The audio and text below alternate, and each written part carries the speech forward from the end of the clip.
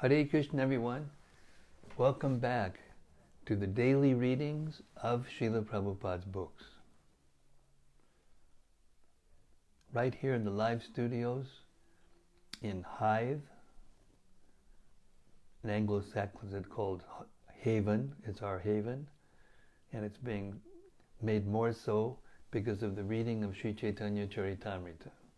Welcome to all of you out there in cyberspace. We hope that you are safe, well, and happy in all respects.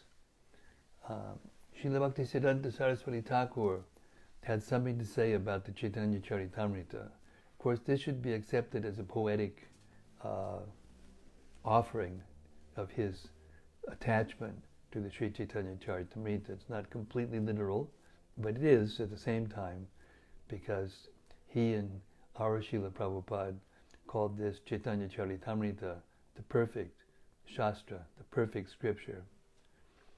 He said, in due course, Mahapralaya, devastating floods, will inundate the entire universe. If you attempt to survive by swimming in that deluge, then do not neglect to take hold of Bhagavad Gita, Srimad Bhagavatam, and Sri Caitanya-caritämrta. Or, if you cannot hold all three, then release Bhagavad Gita.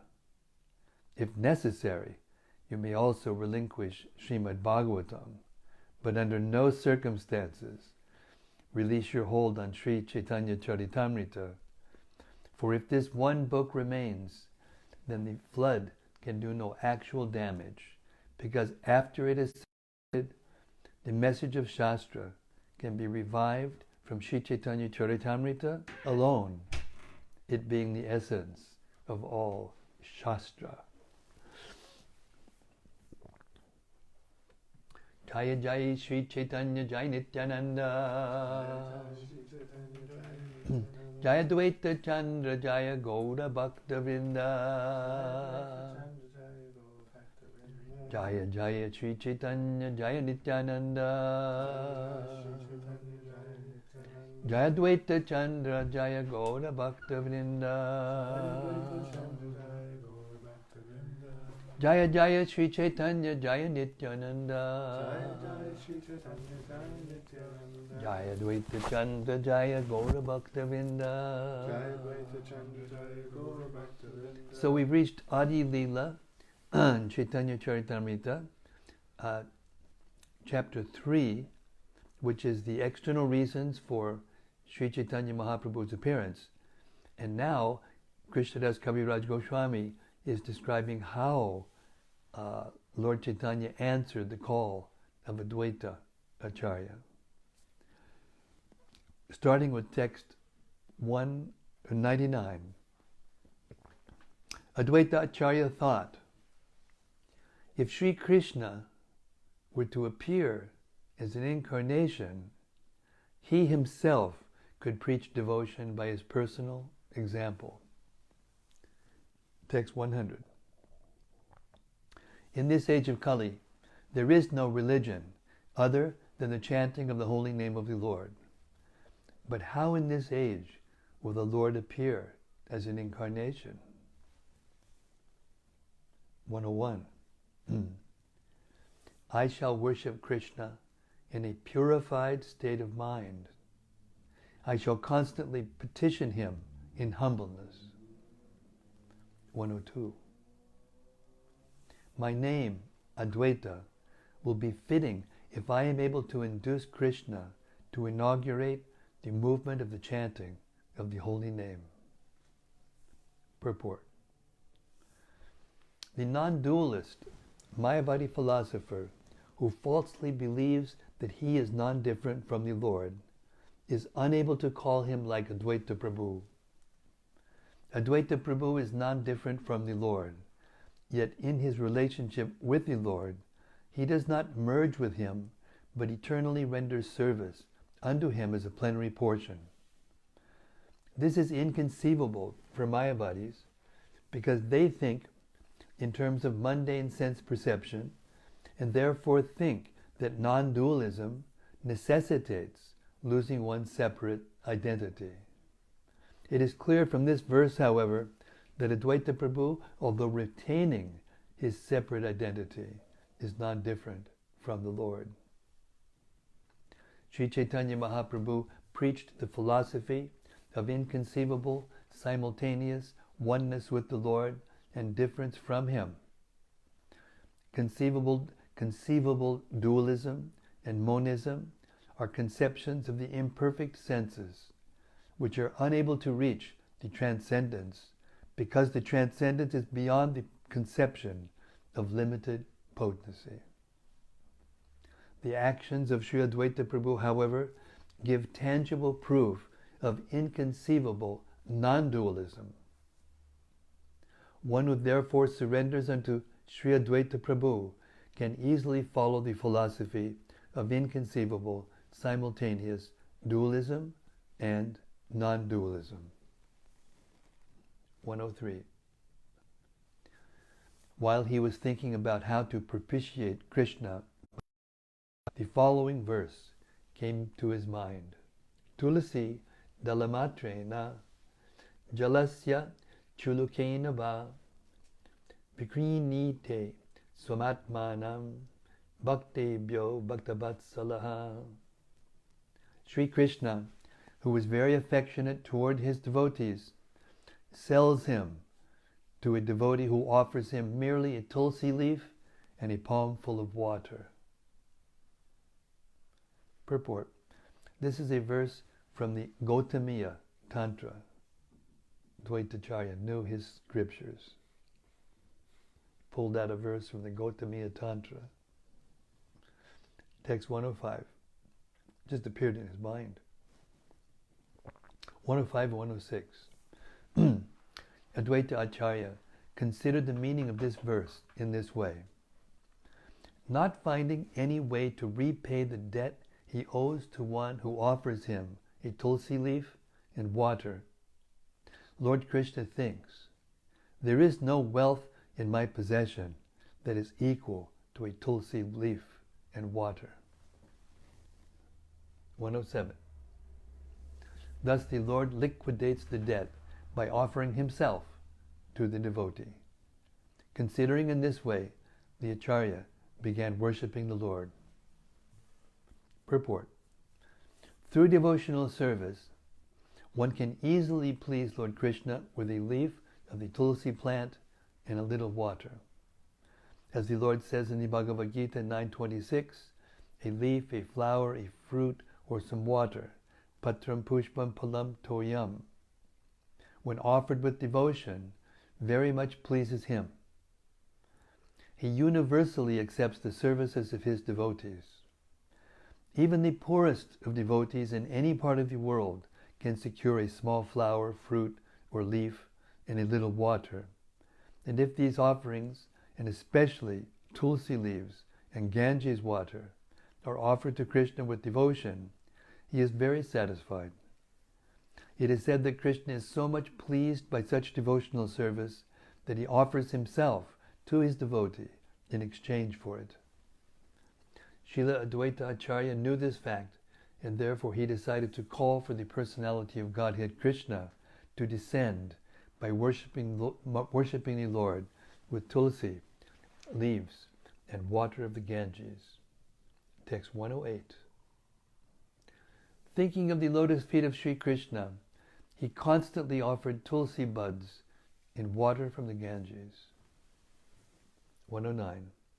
He appealed to Sri Krishna with loud calls, and thus made it possible for Krishna to appear. So Srila Haridas Thakur, he said, when you chant your japa, you should do it very loudly. And here Advaita Chandra is confirming. He's calling with loud calls, appealing to Krishna. So we should learn from this and chant our rounds and our kirtan like that. Prabhupada said, like a baby crying for its mother. Helpless. Therefore, the principal reason for Sri Chaitanya's descent is this appeal by Advaita Acharya. The Lord, the protector of religion, appears by the desire of his devotee. And speaking of Haridas Thakur, he was living near Advaitacharya at the time. And at the same time he was doing this, Haridas Thakur was chanting his japa very loudly, thinking the same thing. 111. O my Lord, you always dwell in the vision and hearing of your pure devotees. You also live in their lotus-like hearts, which are purified by devotional service. O my Lord, who were glorified by exalted prayers, you show special favor to your devotees by manifesting yourself in the eternal forms in which they welcome you. Purport. This text from Srimad Bhagavatam 3.9.11 is a prayer by Lord Brahma to the Supreme Personality of Godhead, Krishna, for his blessings in the work of creation. Knowledge of the Supreme Personality of Godhead can be understood from the descriptions of the Vedic scriptures. For example, the Brahma Samhita 5.29 describes that in the abode of Lord Krishna, which is made of Chintamani, touchstone, the Lord, acting as a cowherd boy, is served by hundreds and thousands of goddesses of fortune. Mayavadis think that the devotees have imagined the form of Krishna, but the authentic Vedic scriptures have actually described Krishna and his various transcendental forms. The word Shruta and Shrutekshitapata refers to the Vedas, and Ikshita indicates that the way to understand the Supreme Personality of Godhead is by proper study of the Vedic scriptures. One cannot imagine something about God or his form.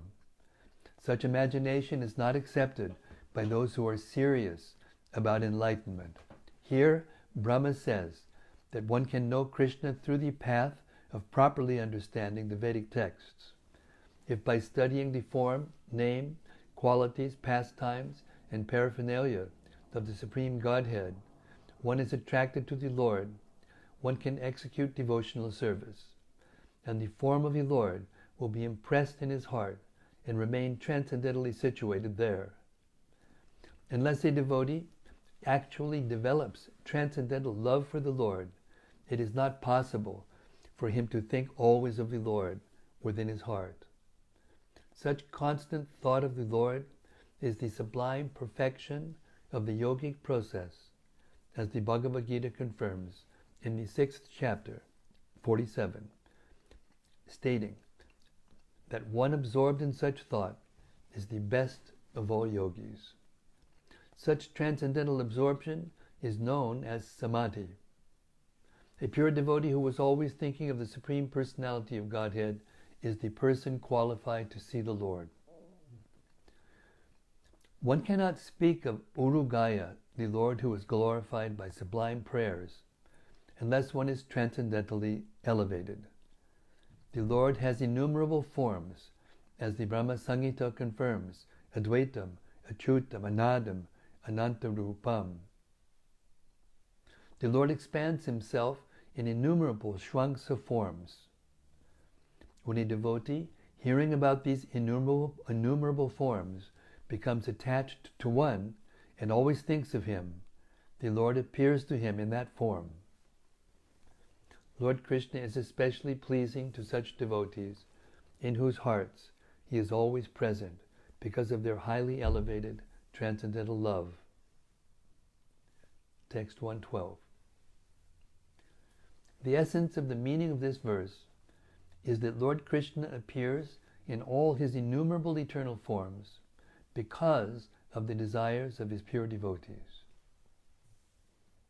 113. Thus I have surely determined the meaning of the 4th verse. Lord Gauranga, Lord Chaitanya, appeared as an incarnation to preach unalloyed love of God. Shri Rupa Raghunatha Pariyara Ash Caitanya-caritämrta Kahi Krishna Das. Praying at the lotus feet of Shri Rupa and Shri Raghunath, always desiring their mercy, I, Krishnadas, narrate Sri Caitanya-caritämrta following in their footsteps. Thus end the Bhaktivedanta purports to Sri Caitanya-caritämrta, Ädi-lilä, 3rd chapter, describing the external reasons for the appearance of Sri Chaitanya Mahaprabhu. Haribol. Shri Advaita Acharya ki jai. Ganga Jal ki jai. Tulsi Maharani ki jai. Sri Chaitanya Mahaprabhu ki jai. Gaur Premanande Shri Harinam Sankirtan ki jai. Okay, moving right along to chapter 4.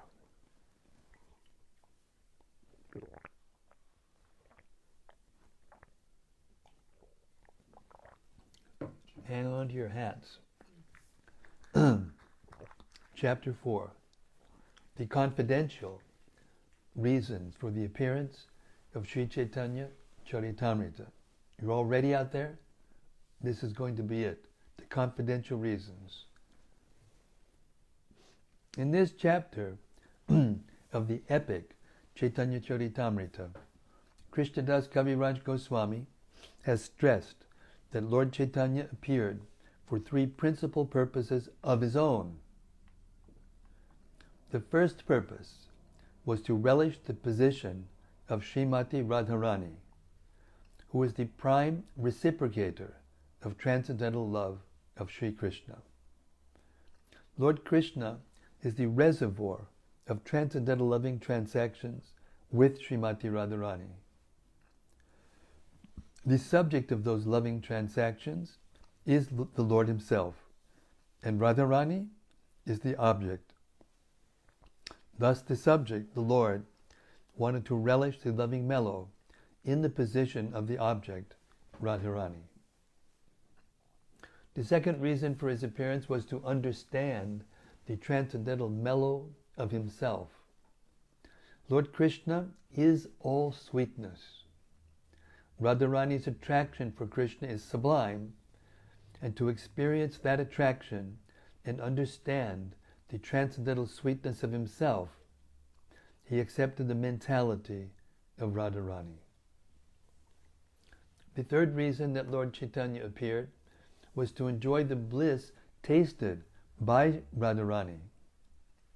The Lord thought that undoubtedly Radharani enjoyed his company and he enjoyed the company of Radharani. But the exchange of transcendental mellow between the spiritual couple was more pleasing to Srimati Radharani than to Sri Krishna. Radharani felt more transcendental pleasure in the company of Krishna than he could understand without taking her position. But for Sri Krishna to enjoy in the position of Srimati Radharani was impossible, because that position was completely foreign to him. Krishna is the transcendental male, and Radharani is the transcendental female. Therefore, to know the transcendental pleasure of loving Krishna, Lord Krishna himself appeared as Lord Chaitanya, accepting the emotions and bodily luster of Srimati Radharani. Lord Chaitanya appeared in order to fulfill these confidential desires and also to preach the special significance of chanting Hare Krishna, Krishna Krishna, Hare Hare, Hare Rama, Rama Rama, Hare Hare, and to answer the call of Advaita Prabhu. These were secondary reasons. Sri Swarup Damodar Goswami was the principal figure among Lord Chaitanya's confidential devotees. The records of his diary have revealed these confidential purposes of the Lord.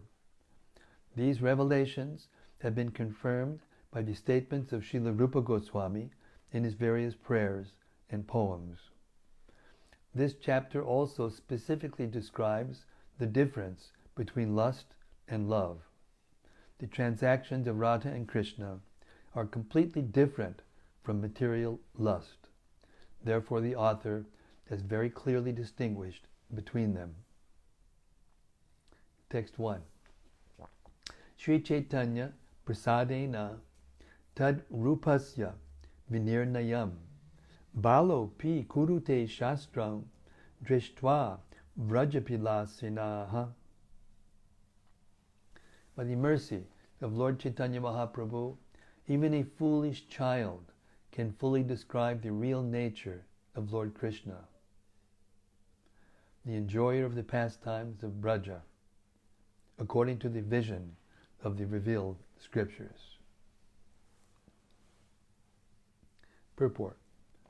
One can ascertain the meaning of this Sanskrit shloka only when one is endowed with the causeless mercy of Lord Chaitanya. Lord Sri Krishna, being the absolute personality of Godhead, cannot be exposed to the mundane instruments of vision. He reserves the right not to be exposed by the intellectual feats of non-devotees. Notwithstanding this truth, even a small child can easily understand Lord Sri Krishna and his transcendental pastimes in the land of Vrindavan by the grace of Lord Chaitanya Mahaprabhu. Text 2. Jaya Jaya Shri Chaitanya Jaya Nityananda Jaya Dvaita Chandra Jaya Gaura Bhakta Vrinda. All glories to Lord Chaitanya Mahaprabhu. All glories to Lord Nityananda. All glory to Sri Advaita Acharya. And all glory to all the devotees of Lord Chaitanya. 3. I have explained the meaning of the 4th verse. Now, O devotees, kindly hear the explanation of the 5th verse. Text 4. Just to explain the original verse, I shall first suggest its meaning. I have given the essential meaning of the 4th verse. This incarnation, Sri Chaitanya Mahaprabhu, descends to propagate the chanting of the holy name and spread love of God. Text 6. Although this is true, this is but the external reason for the Lord's incarnation. Please hear one other reason, the confidential reason for the Lord's appearance. Purport. In the 3rd chapter, 4th verse, it has been clearly stated that Lord Chaitanya appeared in order to distribute love of Krishna and the chanting of his transcendental holy name, Hare Krishna. That was the secondary purpose of Lord Chaitanya's appearance. The real reason is different, as we shall see in this chapter. Text 7. The scriptures proclaim that Lord Krishna previously descended to take away the burden of the earth. 8. To take away this burden, however, is not the work of the Supreme Personality of Godhead. The maintainer, Lord Vishnu, is the one who protects the universe. 9. But the time to lift the burden of the world mixed with the time for Lord Krishna's incarnation. Purport. We have information from the Bhagavad Gita that the Lord appears at particular intervals to adjust a time-worn spiritual culture. Lord Sri Krishna appeared at the end of the Dwapara Yuga to regenerate the spiritual culture of human society and also to manifest his transcendental pastimes. Vishnu is the authorized Lord who maintains the created cosmos, and he is also the principal deity who makes adjustments when there is improper administration in the cosmic creation. But Sri Krishna, being the primeval Lord, appears not in order to make such administrative adjustments, but only to exhibit his transcendental pastimes and thus attract the fallen souls back home, back to Godhead. However, the time for the administrative rectification and the time for Lord Sri Krishna's appearance coincided at the end of the last Dwapara Yuga. Therefore, when Sri Krishna appeared, Vishnu, the Lord of Maintenance, merged with him, because all the plenary portions and parts of the absolute personality of Godhead merge with him during his appearance. Text 10. When the complete Supreme Personality of Godhead descends, all other incarnations of the Lord meet together within him. Text 12, 11 and 12. Lord Narayana, the four primary expansions, Vasudeva, Sankarshan, Pradyumna, and Aniruddha, Matsya, and the other Lila incarnations, the Yuga avatars, the Manvantara incarnations, and as many other incarnations as there are, all descend in the body of Lord Krishna. In this way, the complete Supreme Godhead, Lord Krishna himself, appears. 13. At that time, therefore, Lord Vishnu is present in the body of Lord Krishna, and Lord Krishna kills the demons through him. 14. Thus the killing of the demons is but secondary work. I shall now speak of the main reason for the Lord's incarnation. The Lord's desire to appear was born from two reasons. The Lord wanted to taste the sweet essence of the mellows of love of God, and he wanted to propagate devotional service in the world on the platform of spontaneous attraction. Thus he is known as supremely jubilant and as the most merciful of all.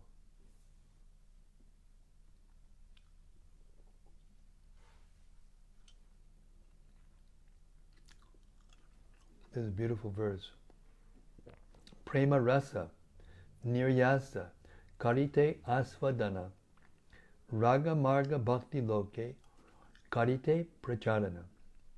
Rasika Shekhar Krishna Paramakarana E Dvi Hetu Hoite Ichchara Udgama. The Lord's desire to appear was born from two reasons. The Lord wanted to taste the sweet essence of the mellows of love of God, and he wanted to propagate devotional service in the world on the platform of spontaneous attraction.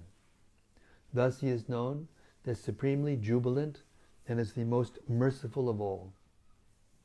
Purport.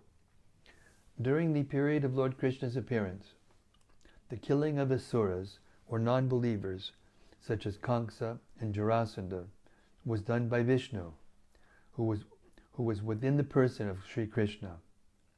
Such apparent killing by Lord Sri Krishna took place as a matter of course and was an incidental activity for him. But the real purpose of the Lord Krishna's appearance was to stage a dramatic performance of his transcendental pastimes at Brajabhumi, thus exhibiting the highest limit of transcendental mellow in the exchanges of reciprocal love between the living entity and the Supreme Lord. These reciprocal exchanges of mellows are called raga bhakti, or devotional service to the Lord in transcendental rapture. Lord Sri Krishna wants to make known to all the conditioned souls that he is more attracted by raga bhakti than vidhi bhakti, or devotional service under scheduled regulations. It is said in the Vedas, Taittiriya Upanishad 2.7, Raso Vai Saha. The absolute truth is the reservoir for all kinds of reciprocal exchanges of loving sentiments. He is also causelessly merciful, and he wants to bestow upon us this privilege of raga bhakti. Thus he appeared by his own internal energy and was not forced to appear by any extraneous force. Text 17. Lord Krishna thought, all the universe is filled with the conception of my majesty, but love weakened by that sense of majesty does not satisfy me. 18. If one regards me as the Supreme Lord and himself as a subordinate I do not become subservient to his love, nor can it control me. 19. In whatever transcendental mellow my devotee worships me, I reciprocate with him. That is my natural behavior. Purport. The Lord, by his inherent nature, reveals himself before his devotees according to their inherent devotional service. The Vrindavan pastimes demonstrated that although generally people worship God with reverence, the Lord is more pleased when a devotee thinks of him as his pet son, personal friend, or most dear fiancé, and renders service unto him with such natural affection. The Lord becomes a subordinate object of love in such transcendental relationships. Such pure love of Godhead is unadulterated by any tinge of superfluous, non-devotional desires, and is not mixed with any sort of fruitive action or empirical philosophical speculation. It is pure and natural love of Godhead, spontaneously aroused in the absolute stage. This devotional service is executed in a favorable atmosphere, freed from material affection. Text 20. Yayatam mam prapadyante tangstataiva bhajamyaham mama bhart manavartante manushak partha sarvashaha. There it is, a Bhagavad Gita verse right in the middle of this nectarian, intimate description of Lord Chaitanya's pastimes. In whatever way my devotees surrender unto me, I reward them accordingly. Everyone follows my path in all respects, O son of Prita. Purport. In the 4th chapter of the Bhagavad Gita, Lord Krishna affirms that formerly, some 120 million years before the Battle of Kurukshetra, he explained the mystic philosophy of the Gita to the sun god.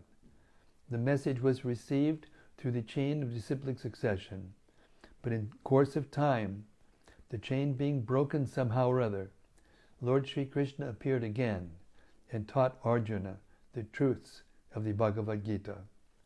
At that time, the Lord spoke this verse, 4:11, to his friend Bhagavad Gita, to his friend Arjuna.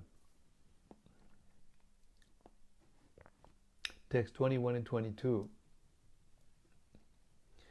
If one cherishes pure loving devotion to me, thinking of me as his son, his friend, or his beloved, regarding himself as great, and considering me his equal or inferior, I become subordinate to him.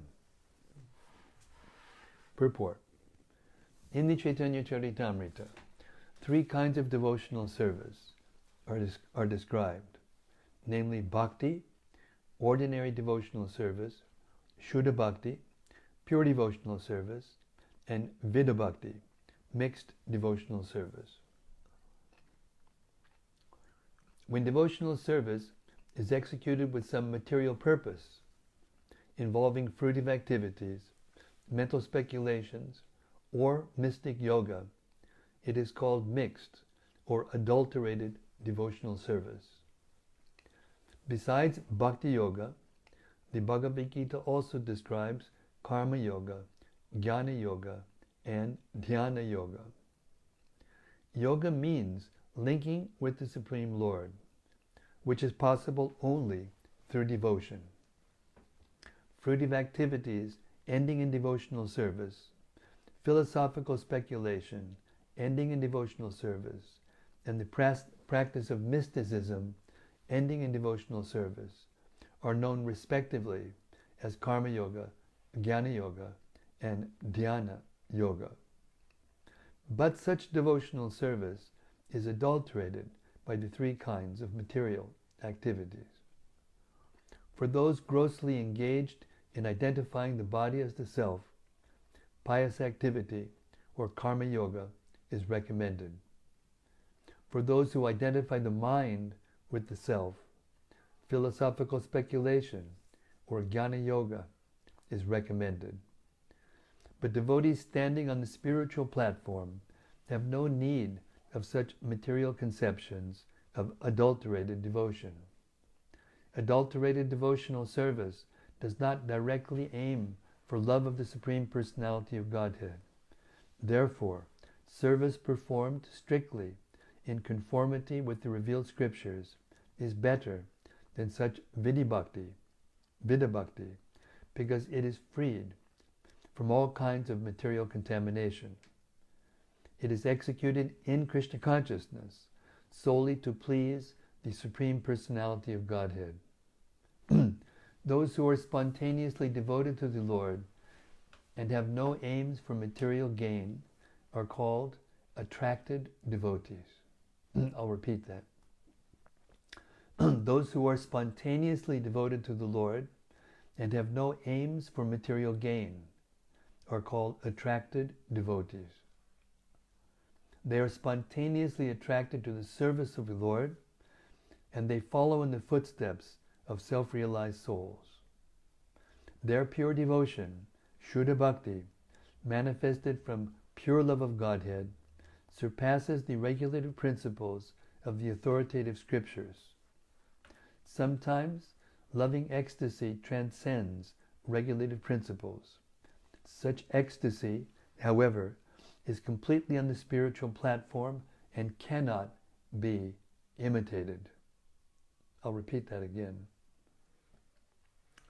Sometimes loving ecstasy transcends regulative principles. Such ecstasy, however, is completely on the spiritual platform and cannot be imitated. The regulative principles help ordinary devotees rise to the stage of perfect love of Godhead. Pure love for Krishna is the perfection of pure devotion, and pure devotional service is identical with spontaneous devotional service. Flawless execution of regulated principles is exhibited in the Vaikuntha planets. By strictly executing these principles, one can be elevated to the Vaikuntha planets.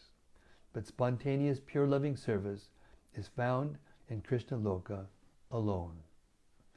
So this is, I just have to make one comment here, where it says that this, what is he saying?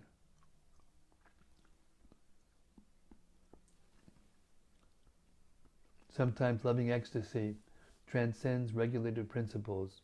Such ecstasy, however, is completely on the spiritual platform and cannot be imitated. Srila Prabhupada used to explain the difference in this way. Sometimes when an actor is on the stage and he has to exhibit tremendous transcendental emotion, or it's not transcendental, but emotion, he'll cry. Great actors and actresses, they know how to cry, not from actual the emotion itself, but by practice. This is called imitative. So this is not to be imitated. We can't pretend like we're crying in order to attract the Lord. We can't think that we are somebody we're not in order to attract the Lord. This has to come naturally and spontaneously, as we'll hear later on in this chapter. I'll point it out when we get to that sentence. Okay, text 23. Devotional service rendered to me by the living beings revives their eternal life. O my dear damsels of Braja, your affection for me is your good fortune, for it is the only means by which you have obtained my favor. Purport. Pure devotional service is represented in the activities of the residents of Brajabhumi, Vrindavan. During a solar eclipse, the Lord came from Dwarka and met the inhabitants of Vrindavan at Samanta Panchaka. The meeting was intensely painful for the damsels of Brajabhumi because Lord Krishna had apparently left them to reside in Dwarka. But the Lord obligingly acknowledged the pure devotional service of the damsels of Braja by speaking this verse, Srimad Bhagavatam 8:10, 82, 44. Mai bhaktir hibhutanam amritat vaya kalpate drishtya yad asin mat sneho bhavatinam madapanaha. Purport. 24. Mother sometimes binds me as her son. She nourishes and protects me, thinking me utterly helpless. 25. My friends climb on my shoulders in pure friendship, saying, "What kind of big man are you? You and I are equal." 26. If my beloved consort reproaches me in a sulky mood, that steals my mind from the reverent hymns of the Vedas. Purport. According to the Upanishads, all living entities are dependent on the Supreme Living Entity, the Personality of Godhead.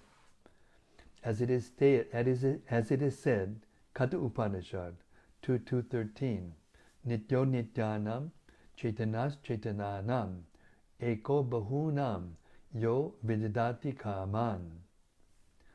One eternal living entity supports all the other eternal living entities. Because the Supreme Personality of Godhead maintains all the other living entities, they remain subordinate to the Lord, even when joined with Him in the reciprocation of loving affairs. But in the course of exchanging transcendental love of the highest purity, sometimes the subordinate devotee tries to predominate over the predominator.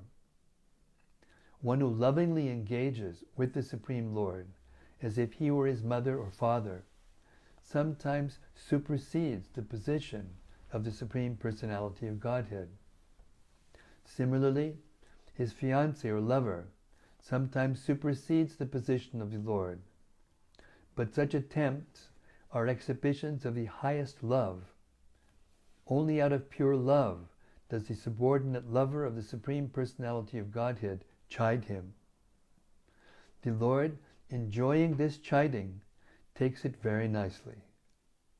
The exhibition of natural love makes such activities very enjoyable.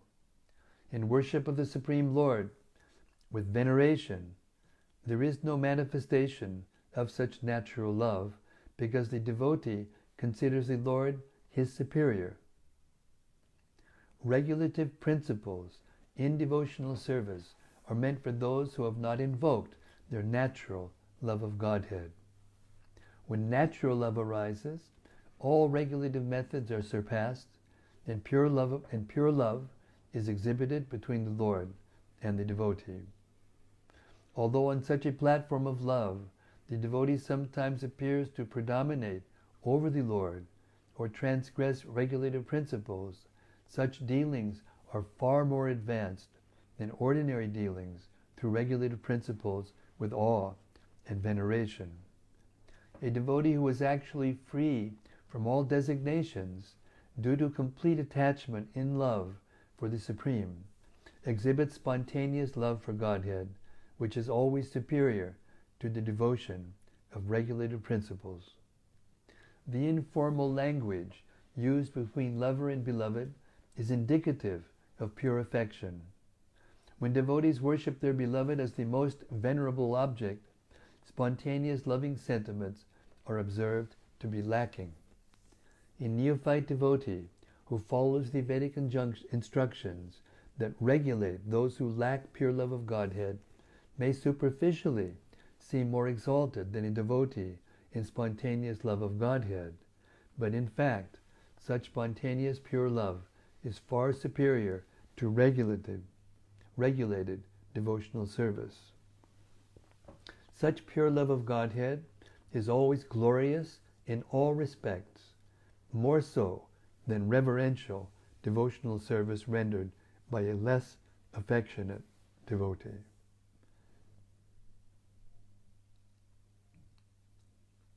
Hey Shuddha Bhakti Loya Karimu Avatara Kariba Vividya Vida Adbhuta Bihara Vaikuntad Ye Nahi Ye Lila Prachar Se Lila Kariba Yat Mora Chamatkar.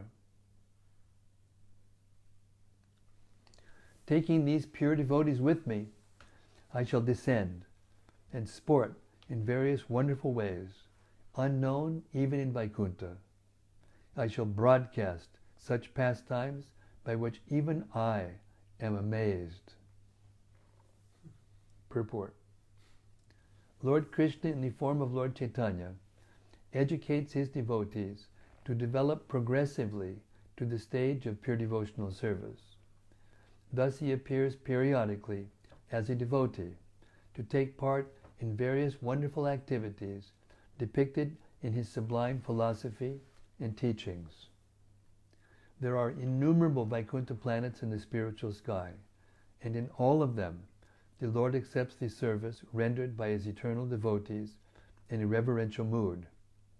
Therefore Lord Sri Krishna presents his most confidential pastimes as he enjoys them in his transcendental realm. Such pastimes are so attractive that they attract even the Lord, and thus he relishes them in the form of Lord Chaitanya.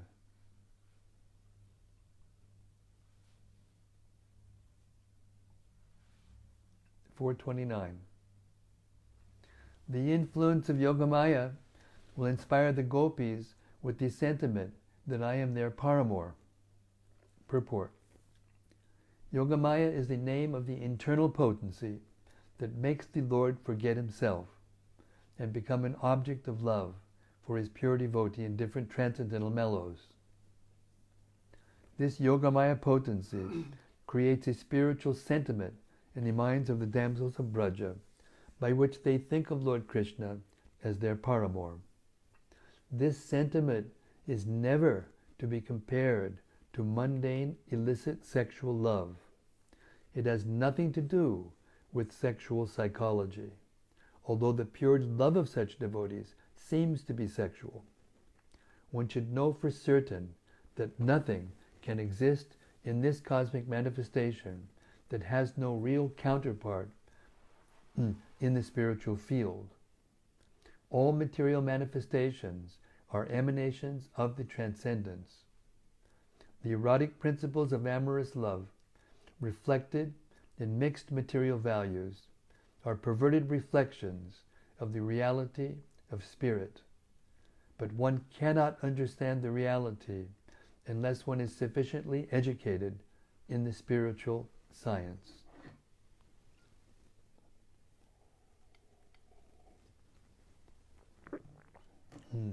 It's hard to stop. Text 30. Neither the gopis nor I shall notice this, for our minds will always be entranced by one another's beauty and qualities. Purport. In the spiritual sky, the Vaikuntha planets are predominated by Narayana.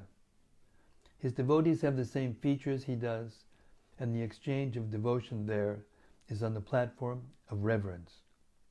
But above all these Vaikuntha planets is Goloka, or Krishna Loka, where the original personality of Godhead, Krishna, fully manifests his pleasure potency in free, loving affairs.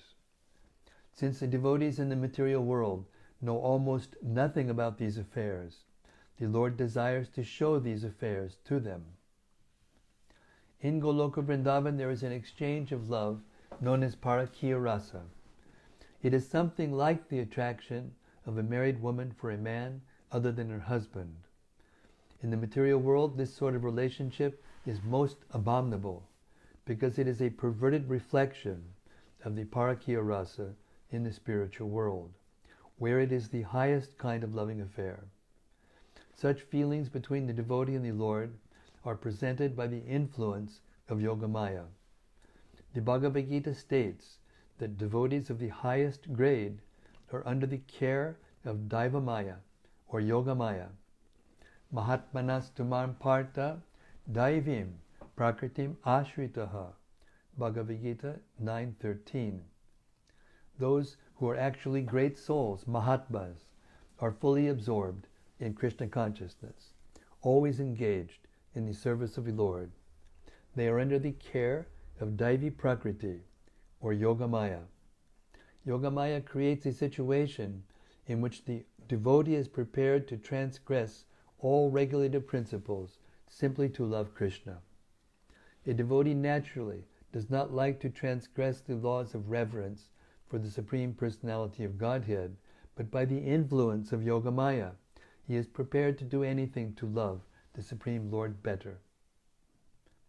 Those under the spell of material energy cannot at all appreciate the activities of Yogamaya, for a conditioned soul can hardly understand the pure reciprocation between the Lord and his devotee. But by executing devotional service under the regulative principles, one can become very highly elevated and then begin to appreciate the dealings of pure love under the management of Yogamaya.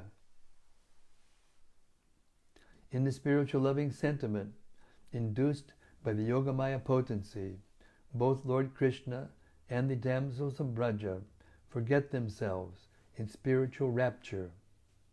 By the influence of such forgetfulness, the attractive beauty of the gopis plays a prominent part in the transcendental satisfaction of the Lord, who has nothing to do with mundane sex. Because spiritual love of Godhead is above everything mundane, the gopis superficially seem to transgress the codes of mundane morality. This perpetually puzzles mundane moralists. Therefore, Yogamaya acts to cover the Lord and his pastimes from the eyes of mundaners, as confirmed in the Bhagavad Gita 7.25, where the Lord says that he reserves the right of not being exposed to everyone. The acts of Yogamaya make it possible for the Lord and the gopis in loving ecstasy to sometimes meet and sometimes separate. These transcendental loving affairs of the Lord are unimaginable to empiricists involved in the impersonal feature of the Absolute Truth. Therefore the Lord himself appears before the mundaners to bestow upon him the highest form of spiritual realization, and also personally relish its essence. The Lord is so merciful that he himself descends to take the fallen souls back home, back to the kingdom of Godhead, where the erotic principles of Godhead are eternally relished in their real form, sexual love so much adored and indulged in by the fallen souls in their diseased condition. The reason the Lord displays the Rasa-lila is essentially to induce all the fallen souls to give up their diseased morality and religiosity, and to attract them to the kingdom of God, to enjoy the reality. A person who actually understands what the Rasa-lila is will certainly hate to indulge in mundane sex life. For the realized soul, hearing the Lord's Rasa-lila through the proper channel will result in complete abstinence from material sexual pleasure. I'll stop there. That's really a good stopping place. We can all meditate on that transcendental thought. Okay, that's an hour.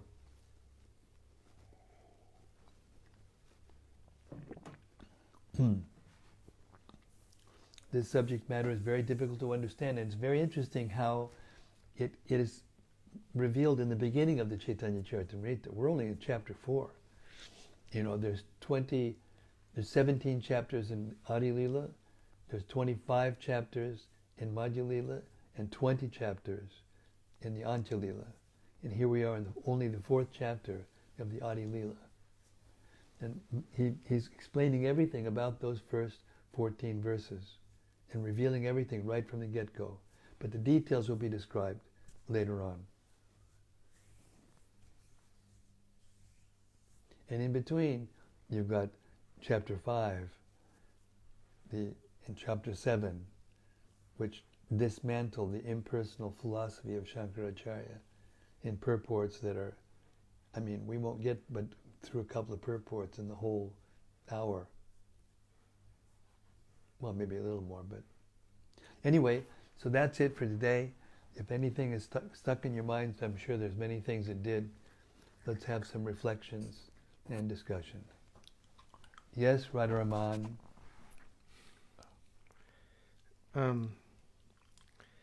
There was just one verse that really I just deeply appreciated. It's Ädi-lilä 4, 28, the verse that says, "Taking these pure devotees with me, I shall descend and sport in various wonderful ways, unknown even in Vaikuntha. I shall broadcast such pastimes by which even I am amazed."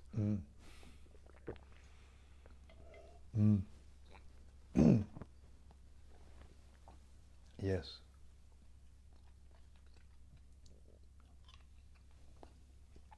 Would you care to elaborate on that a little bit? Well, I was hoping that you would, Maharaj. I thought you were going to say that. But I just really like this line, "I shall broadcast such pastimes by which even I am amazed." Yeah. Well, the purport of that is that pure love of God is,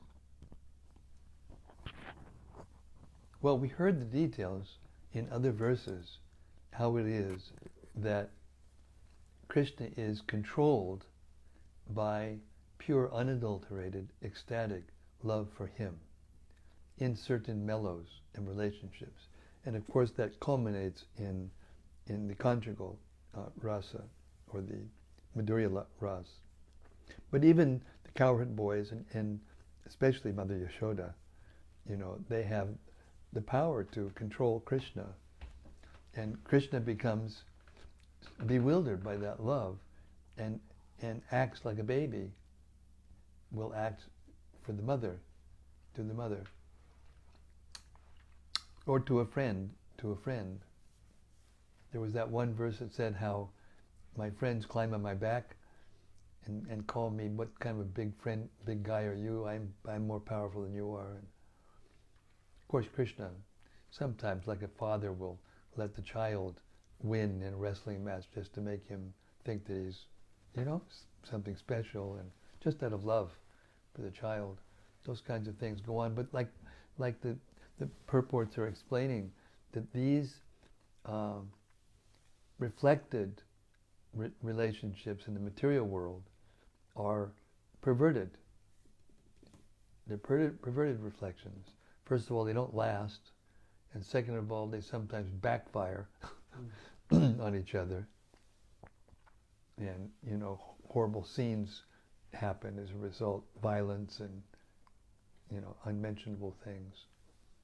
So this is pure unadulterated love, and love, the sweetness of Krishna and the sweetness of Krishna's purest devotees. It's so sweet and charming and attractive that they cover the opulences of Goloka Vrindavan. It's not that the opulences are not there.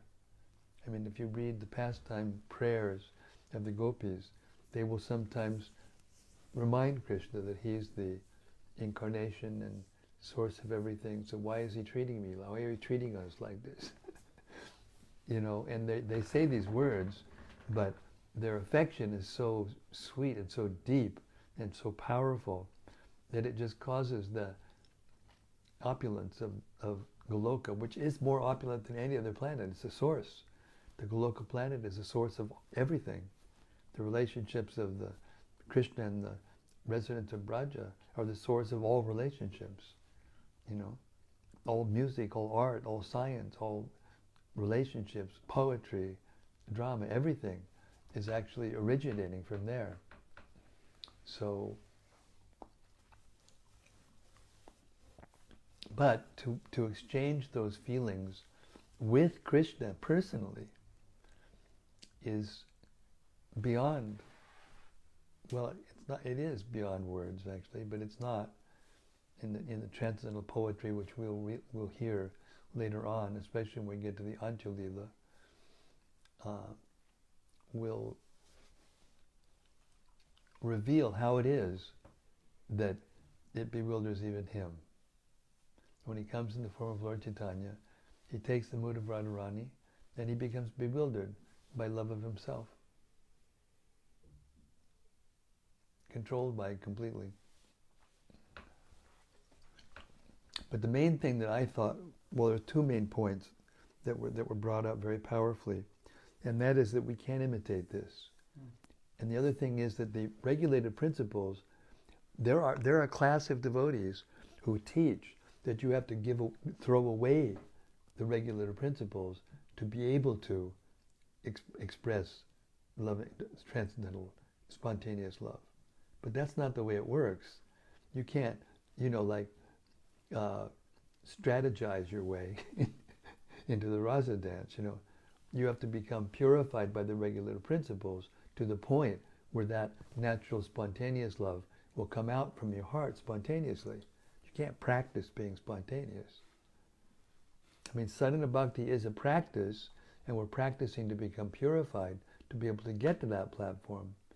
But you can't actually practice being spontaneous. By definition, spontaneous is spontaneous. So you can't imitate.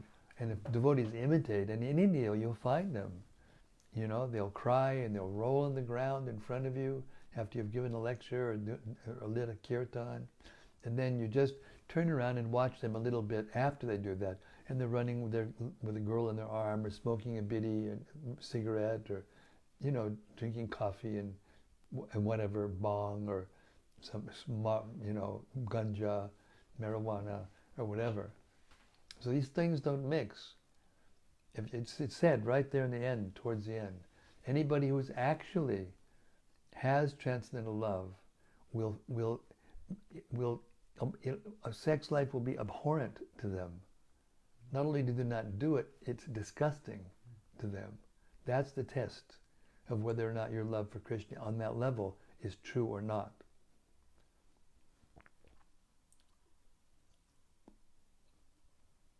Next.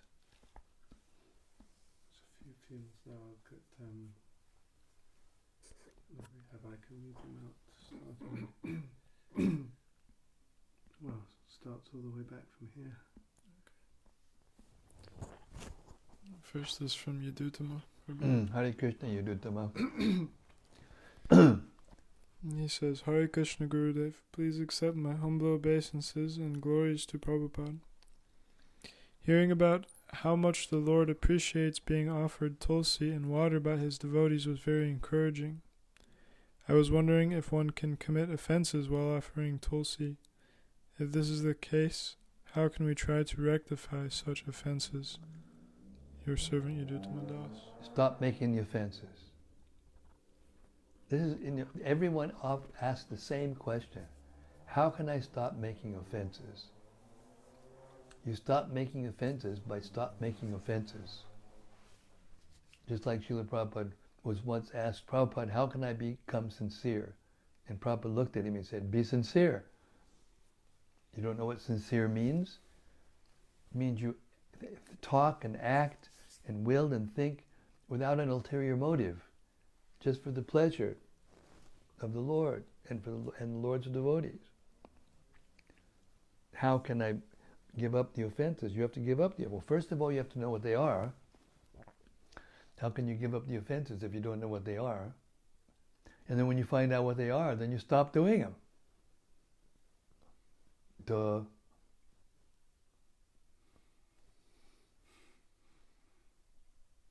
And if you do, by mistake, make one, then you regret. And that feeling of regret purifies you. And you have to be, this takes spiritual intelligence. If you do something that makes you suffer again and again, then why don't you give it up? It means you've got no spiritual intelligence and no taste. Therefore, it's very important to follow the regulative principles until you reach that stage. So how to do is to follow the regulative principles very strictly, very carefully. And hear and chant, as Bhaktisiddhanta Saraswati called incidental hearing. You hear and chant again and again the Bhagavatam. Don't think that you're going to get there by some analytical study, dissecting the thing and this and that. There's some people who need to do that for their service, when they're preaching against, knowledgeable people of the Shastra, something like that, high-level preaching. But mainly, our process is mainly hearing repeatedly the Bhagavatam. In one life, again and again and again. And by the purification of hearing, and by the drops of Krishna's pastimes that are inside the Bhagavatam before you get to the 10th canto, you gradually, after you're purified, from performing the regular devotional service, by chanting Hare Krishna, by following the orders of the spiritual master, and hearing regularly, again and again and again, it wakes up the natural spontaneous taste.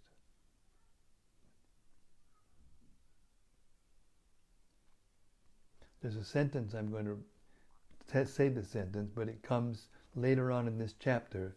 It comes in verse 34. I think, what verse are we on now? 31. Just in 3 verses. We'll hear tomorrow. Special natural appreciation for particular pastimes of the Lord are an indication of the living being's relationship with Krishna. But that doesn't happen just because you like this one better than the other one. And in your mind you think, no, I want to be that. I want to be a gopi, or I want to be a cowherd boy, or I want to be Yashoda, or something like that. That's not how you get there. Our relationship, I heard Prabhupada say this. Just the other day I was listening to a garden conversation in New Vrindavan in 1976. And he was explaining to the devotee that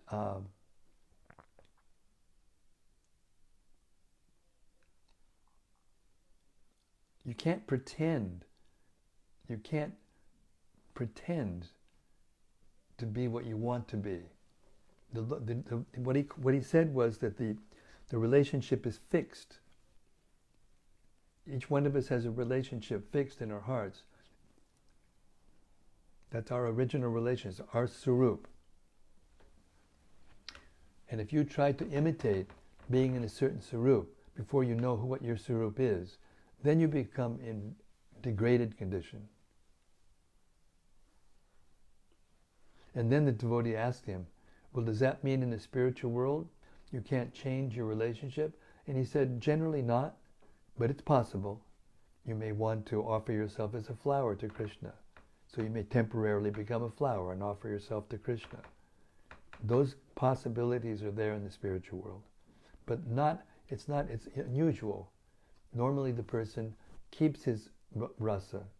Or even if he does want to taste another, he will taste another, but from within that same rasa, as a transcendental experience. These things cannot be understood easily, and they cannot be experienced easily. Therefore, even if we are realizing our Sarup Siddhi, we should act like a neophyte. That's Rupa Goswami's instruction in the Bhakti Rasamrita Sindhu and in his Upadeshamrita. Anyway, that's an extended answer to your question, how to give up offenses to Tulsi and the Ganges so that you can taste these things. Follow the principles of devotional service under the directions of your spiritual master and Krishna and Chaitanya Mahaprabhu and the 6 Goswamis of Vrindavan. Learn what the offenses are. Learn what the natural dealings are, and then practice.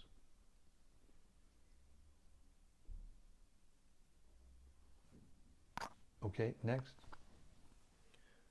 This is from Radhananda Devi Dasi. Hare Krishna Radhananda. She says, Dear Guru Maharaj, please accept my humble obeisances. All glories to you, and all glories to Srila Prabhupada. Thank you so much for your reading again. I can't express too much. I feel so much love from listening to the reading today. Thank you. Hare Krishna, thank you. And then this is from Daityari Haridas. Daityari Hari. Daityari Hari. He says, Hare Krishna Maharaj, thank you again for doing these readings every evening. It's a reliable and consistent shelter, even after a rough day. I wanted to ask how we can monitor and gauge if our strictness in trying to practice devotional service is a barrier to advancing in devotional service. It's not a barrier. The strictness to follow is not a barrier. It is the means to become purified, and it will naturally bring you to spontaneous love. That is a mistake to think that it's a barrier. It is a barrier in the sense that you can't fully get there by doing it, but you cannot get there without doing it. You get that? You can't get there without doing that, without being strict and purifying your heart and your senses. You have to be very strict until you actually have love of God. So you shouldn't think that how can I get love of God if the strict following doesn't get you there. No, it's not that. That's a mistake. Rupa Goswami describes 3 stages: Sadhana Bhakti, Bhava Bhakti, and Prema Bhakti. So within the category of Sadhana Bhakti is Vaidhi Bhakti and Raganuga Bhakti. They're both forms of Sadhana Bhakti, or Bhakti devotional service in practice. And one leads to the other. And Raganuga Bhakti leads to Bhava Bhakti. And Bhava Bhakti leads to Prema Bhakti. It's not different things. This is a mistake. This is coming from outside of our movement, from devotees in India that are in different lines. And they're trying to say, you poor people are just neophytes, you should have to give that up and come and join us. No, that's not how you get there. You get there by following the footsteps of Lord Chaitanya. He showed us how to do this, but you have to follow him, his lifetime, from the beginning to the end. That concept should be thrown away, that the strict following is an impediment, so therefore you should give it up. How can you give up the strict following of regular principles and get to pure love of God? You have to become purified by those strict principles, and as you do that, the love of God will naturally come out. It's not artificial. It's not, as Prabhupada used to say, it's not an artificial imposition on the mind. The mind has to be purified so the real mind can come out, can come through.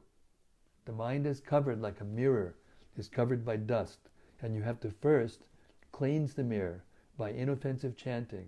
And before the inoffensive chanting, you have to chant with regulated principles. And then gradually you come to the clearing stage, and then you come to the spontaneous stage. It's a process. You have to follow the process, and you'll get there. And if you become impatient and try to jump ahead, then you'll fall down and make a fool out of yourself and embarrass and disturb the society of devotees. Okay, next. Here's another question also. Says, I also wanted to ask if there's any correlation to the explanation that only the Vishnu portion of Krishna engages in killing demons, while Krishna just comes to reciprocate in loving dealings with his devotees. To the statement we read recently, that the 3 Vishnu expansions have a superficial relationship with the material energy, while Krishna exists completely free from any connection from the material energy. Yes. There's one small. There is a relationship, but the thing is, Krishna, he never leaves Goloka Vrindavan. When he leaves Goloka Vrindavan, he expands himself into Vasudeva Krishna.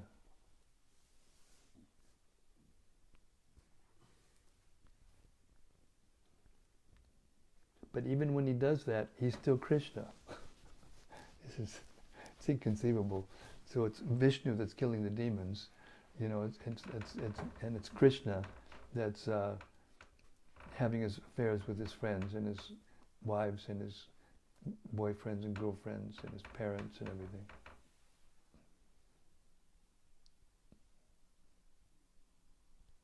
But at the same time, it's not a different Krishna.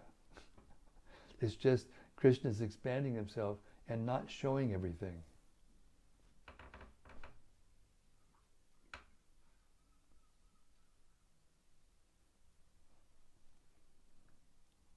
When when Rakrura comes to get Krishna to take him to Mathura, you know, they're traveling in a chariot and they stop by the Ganga at a Krura Ghat.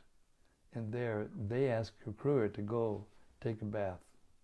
So he goes to take a bath and he gets there and he sees Vishnu and Sheshanaga carrying Vishnu in the water. And then he sees Krishna and Balaram first, and then he says, "This is."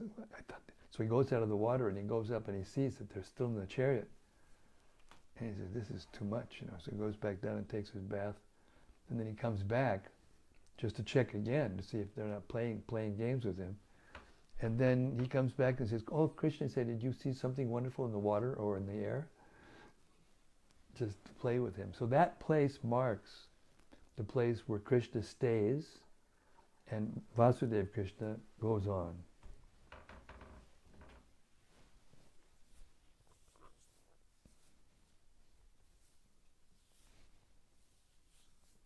There's some relationship, but you know, that Vishnu expansion as Vasudeva is not, you know, Mahavishnu. Mahavishnu is an expansion of an expansion of an expansion of Balaram.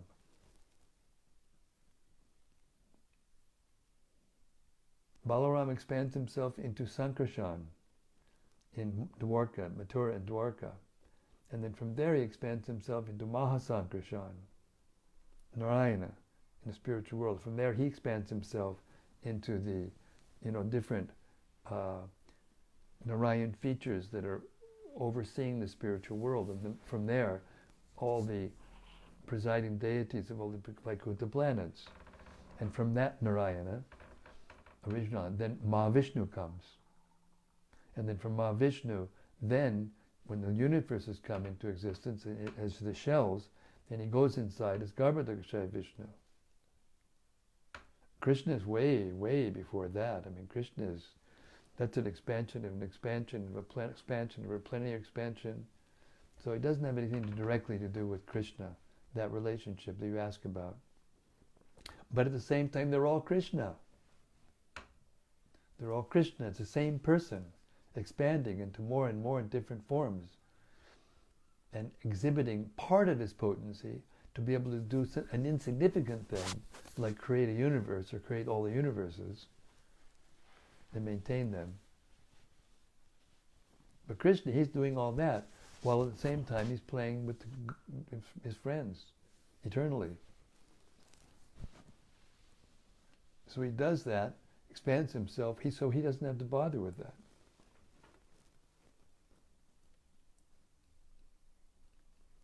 Okay, what else? Rasika Shiromani. Rasiko Shiromani. He just had I'm feeling a separation from you. He made a comment. He says this issue of our Swarup and needed sincerity underscores the importance of not trying to manufacture some experience in our sadhana, rather to simply immerse ourselves in the practice of hearing and chanting. Everything we desire is contained in the vibration of Harinam. No shortcuts, just immersion in the transcendental vibration by attentive hearing and chanting. Yes. Persevering for Krishna's pleasure, not our own. My humble obeisances to your merciful vrat of reading for us every day. Hare Krishna. Thanks for your merciful vrat of editing the audio files of Caitanya-caritämrta. And by the way, I just found there's a whole bunch more of Caitanya-caritämrta edits that have to be dubbed in. Anyway, we'll talk about that later.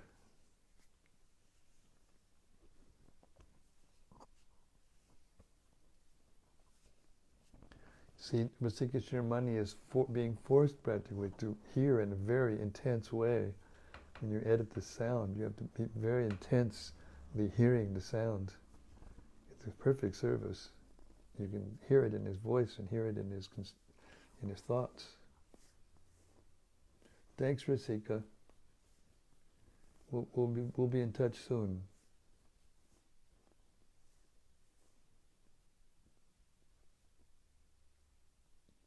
What else? I'm running out of time. It's 8:35. We've been going for a long time. I'm surprised at myself. My voice is holding up here. That's it. Jai. All glories to the assembled devotees. All glories to the relishers of Caitanya-caritämrta. I will echo the verses in Caitanya-caritämrta that I will take the dust from the feet of all the devotees who relish Caitanya-caritämrta. So until tomorrow, the same time, same place, same station, Chaitanya Mahaprabhu ki jai. Sri Caitanya-caritämrta ki jai. Gaur Premanandi Hari Hari Bol. Thank you very much and see you tomorrow right here in the Haven, in Hive, Flat 8, 126 State Street, CT21, 6DY. Hare Krishna.